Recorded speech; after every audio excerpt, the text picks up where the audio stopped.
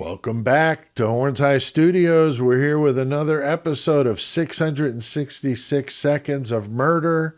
That means each one of these videos is less than 666 seconds, which is 11 minutes and 6 seconds.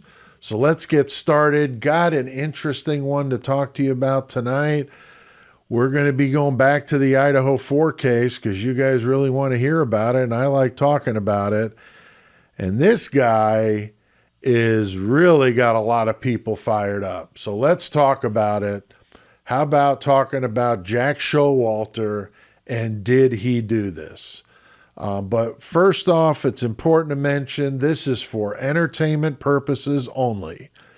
These are my personal opinions, speculations. I'm not saying anybody's guilty.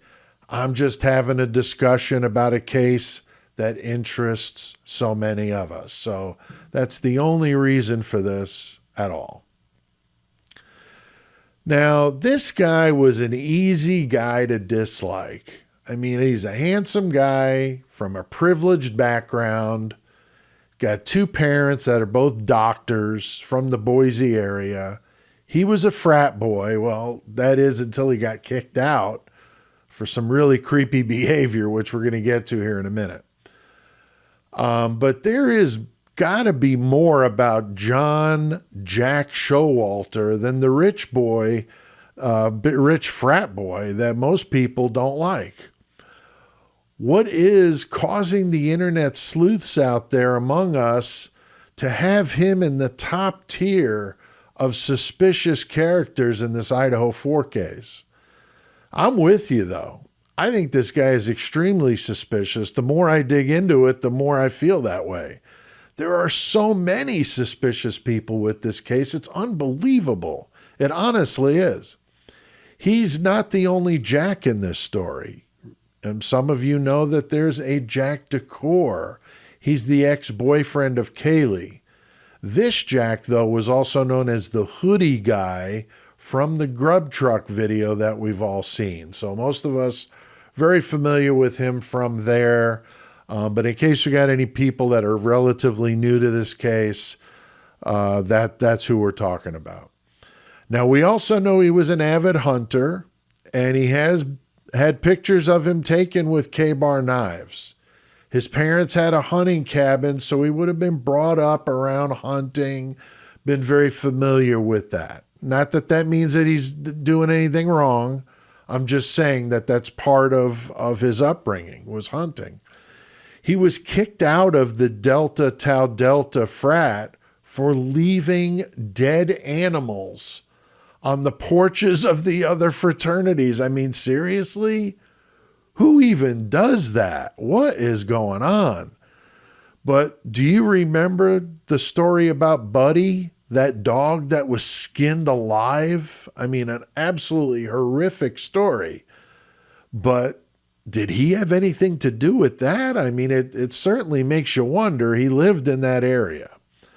Many of the people we discuss on the Murder Metal Mayhem podcast have shown violence to animals in their past. So again, not just saying that that makes him guilty of anything, it just certainly makes you wonder. Now, the thing with narcissists is that they can be wound collectors. And some people have said this guy was a narcissist. Wound collectors are people that hang on to things that they feel were kind of slights toward them. So they store it away and then lash out later, getting their revenge. And that would be, very, very common with narcissists.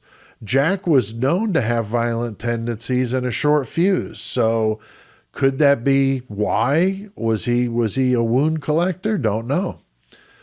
He lived very close to this King Road house. I've been told it was less than a 30-second walk. Kaylee's sister had said that there was a guy who seemed to keep bumping into her in public places leading up to this incident. Was that Jack Showalter? And did he have a thing for Kaylee? We don't know. Now, if you watch the Grub Truck video, and we all have probably dozens of times, you'll see Kaylee taking a selfie with Jack Showalter kind of in the background. She's kind of laughing, so it doesn't seem like she's doing it for any kind of negative reason. So you have to wonder, were those two involved in some way after she broke things off with Jack Decor? Or was she taking a picture of him to share with somebody to say, look who's creeping me out at the grub truck? I don't know.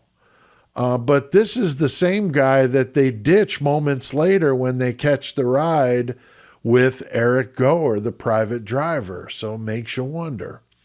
Now, Maddie also said in that grub truck video, F you, mister, and was pointing toward Jack Showalter.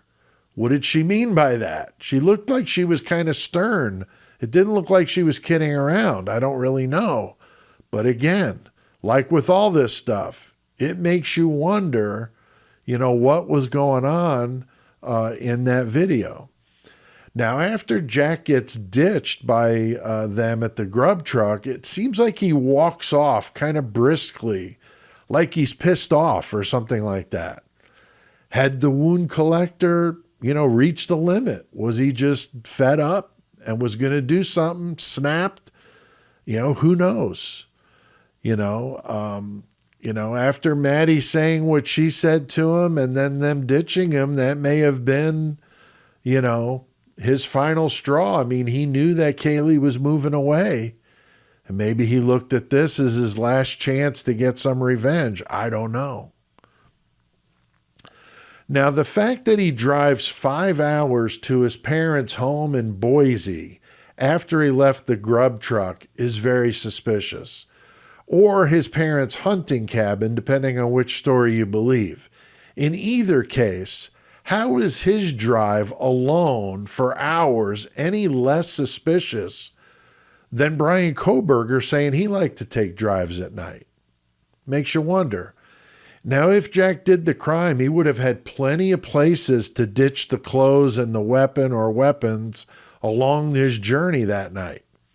Well, did the police check the cameras of the gas stations along the way? Chances are he would have stopped for gas at least once. Or did they check credit card, activity along that route to see if he bought anything like first aid supplies or cleaning products? I don't know. I heard that he was cleared through his attorney and he never actually met face-to-face with the police. I mean, who clears suspects that way? I mean, this guy was one of the last people to see Maddie and Kaylee alive and was obviously ditched by them minutes before they were attacked. Did they check his DNA against the unknown male DNA at the scene? Who knows? We don't know anything. There's a gag order. Could the fact that his parents, both being doctors and likely had spent a fair amount of money with the University of Idaho, maybe were donors, I don't know. Could that have anything to do with them clearing him so quickly? The U of I calls the shots in Moscow. We know that. So I don't know, but it does certainly make you wonder.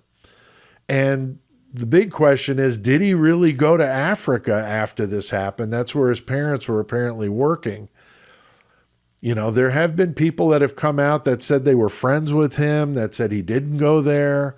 But I don't know. Did the police check the airports? Did they check to see if he flew to Africa? Did they really care after they cleared him over the phone?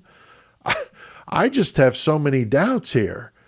And then the other curiosity is, could he have been framed by the K-bar knife sheath being left at the scene? I mean, the frat boys knew that he had a K-bar knife.